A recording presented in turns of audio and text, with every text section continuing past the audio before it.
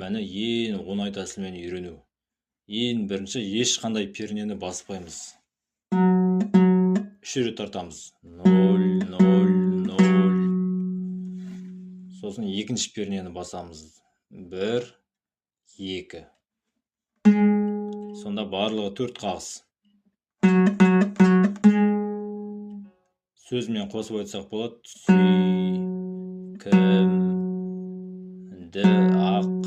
ақ деген бірге. Ақ. Сосын екінші пернені басқанда қу деп айтамыз. Қу. Сонда былай болады. Сүйкімді қу. Міне осындай әуен шықты. Сүйкімді ақ қу. Енді жазып қанатын.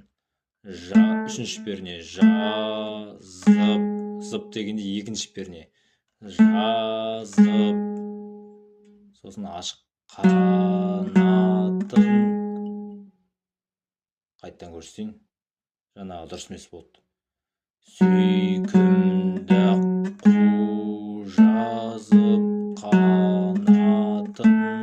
Қанатын жазып қанатын дегенде сүйкімді қу жазып. 3 пен 2-ні басамыз, жазып дегенде. Жазып қанатын. 3, 2, 0. Сосын қайттан 0, 2, 3. Жазып қанатын. Міне қайттан басам бастаймын. Сүйкімді қу жазып қанатын. Осы бір жолын үйреніп алыңыздар, жақсылап. Кім үйренді, комментарийге жазайық. Осы ақ сәулем әнін үйренуге арнайы WhatsApp'та группа ашылады. Кім үйренгісі келеді, жазыңыздар. Арнайы топқа қосатын болам. Орын саны шектеулі. Орын алып үлгеріп қалыңыздар, тегін қатысу.